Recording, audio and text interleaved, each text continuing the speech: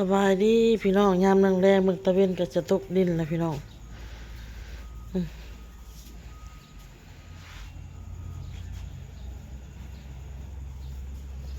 มาเบิ่งบ่อเต้พี่น้อง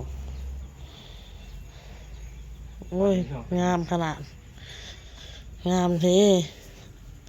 จะเห็นยังเลยปลูกมะฮุงบ่ที่แล้วขอว่าจะปลูกบางทีเรื่องนึงนะเรื่องเขาเนี่ยติดเต็มรอบสระไม่ทีเลยจนก็ติดกันอันกันอันนี้กกอันนั้นเด้อพี่น้องเด้อกกยังก็ให้ลืมนะกะเพราก กกะเพราพี่น้องมีเด้ออันนี้เครือหมักบวบนี่หมักบวบหวานเด้อพี่น้องเด้อในมันเหี่ยย่าอยู่มันละเกิดเห็นบ่กินน้ำด้วยเอามาจาก ตัดเสร็จยังนี่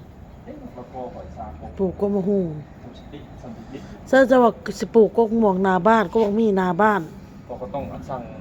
ไม้ตะพงกระบอกไม้ตะพงไม่ได้งัวมันดันเข่าบางทีก็มันดันเข่านะมันเขามากินเดียวมันก็ตายเลยมาลิจี้ข่อยแห้งเสียดายกกสักตอนนั้นมันก็กินของข่อยปลูกพี่น้อง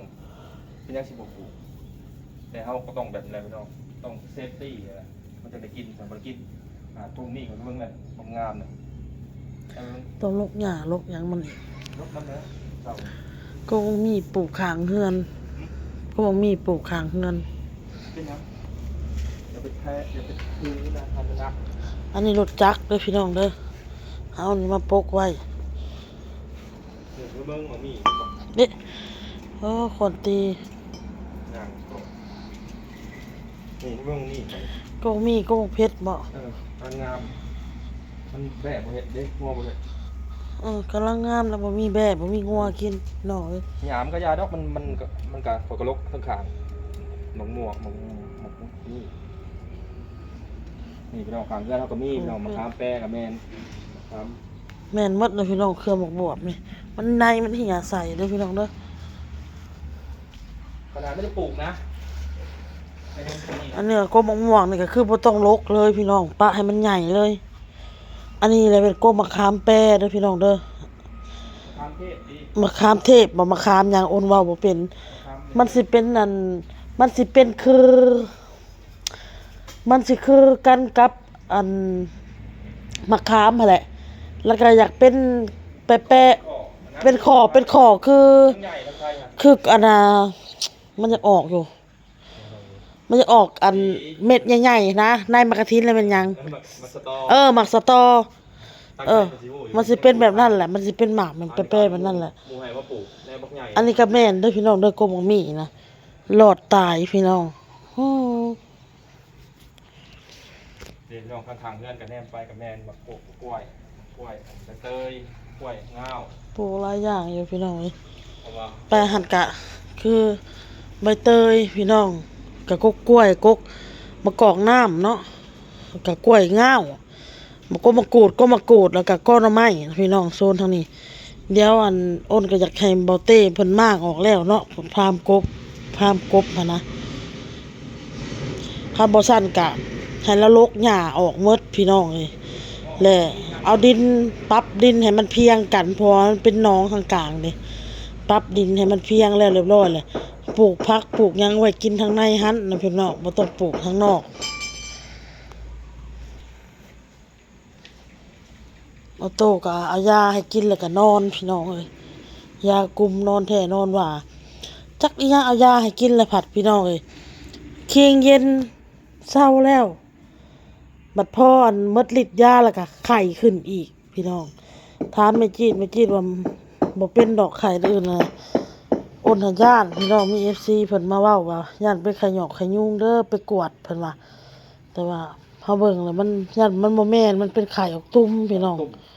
ไข่ยุงมันสีเป็นแบบดำๆกับเมื่อยแต่ออโต้กินเข่าได้แล่นลิ้นได้กินข้าวกินน้ำเล่นลิ้นอยู่พี่น้องไอ้ออโต้นะก็ย่านเลยนะพี่น้องแต่ว่ามันย่านแต่ว่าเฮาเว้าเฮาก็อุกใจอยู่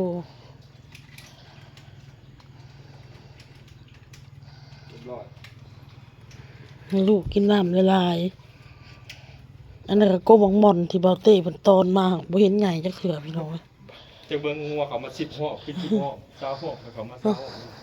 กบหม่อนทางหน้าบ้านกบหม่อนกบยมพี่น้องทางหน้าบ้านเนาะนี่อยู่พี่น้องปลูก เฮ้ยเจ้าก็ขี้ยุบนี่ก็เจ้าก็ลูกมากก็บอกลูกเก็บแหน่น้องบอลน่ะส่งจักไปใส่แล้วพี่น้อง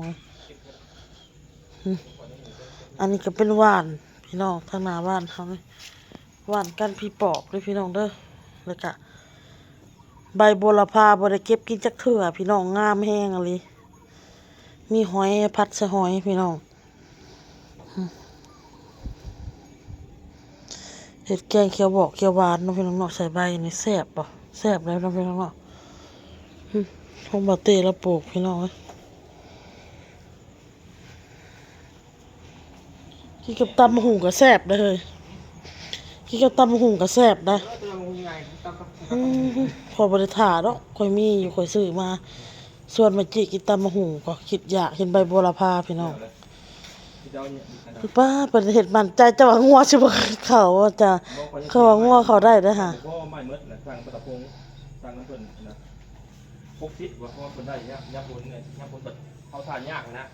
ลำเท่าไรจะไหลให้เรา ให้แล้วคำละ2 บาทคำ100นึง100 กว่าบาทนี่แหละ โอ้ให้ล่าสุดก่อนนะลำละพัน ให้สูงเห็นนะตัวกันนั่นน่ะยาปนคือ เขาให้ลำ2,000บ่ ยาเลยเงินเดือนก็ให้เดือนนี้ อ๋อเงินเดือนเขาออกค่ะ ขาดเวียกเลยจากมือละเดือนนี่ขาดจากมือละ 6 มื้อตัด6 มื้อเลย 6 มือละขาดเวียก ตอนนี้แต่4ตัดแต่2บัดนี้ไอ้โตไผ่ก็จะเป็นเงินคำหาใหม่บ่สบายให้ใส่น้ำเนาะเอาไว้ อันออโต้หานอนอยู่มื้อเช้านี่พ่อเพิ่นพาเว้าอ้นเบิ่งลูกเด้อลูกไข่เบิ่งลูกเด้อขอยไปก่อนรถลูกพูดผิดมาแล้วก็พ่อออกพูดแล้วให้ห้องกากอยู่ในห้องพี่น้องให้ กลับเขาคืน ทางนี้อีต้นกลับเข้าคืนบัดนี้กลับเข้าคืน หาใหม่ กลับไปหาลูกเนี่ยลูกบ่สบายเนาะพี่น้องเนาะ ก็ข้อเพิ่นก่อนเพิ่นตัดกับเพื่อนของเพิ่นไว้เพราะเขาก็จำเป็นเนาะ มื้อนี้ได้ปลูกยังได้ปลูกแต่ก็บ่ฮู้3คุ้มนี่มื้อนี้ แล้วก็อันนั้นเด้อนามัยพวกอันนั้นพวกมันพวกไผ่ตัดออกมันเกลี้ยงแป้นเก็บเหงื่อแล้วก็สิเบิ่งอันนั้นนะ กับล้างเฮือนครัวเด้อพี่น้องเด้อต้นล่างโอ้นก็บ่ได้ถ่ายเนาะพี่น้องเนาะ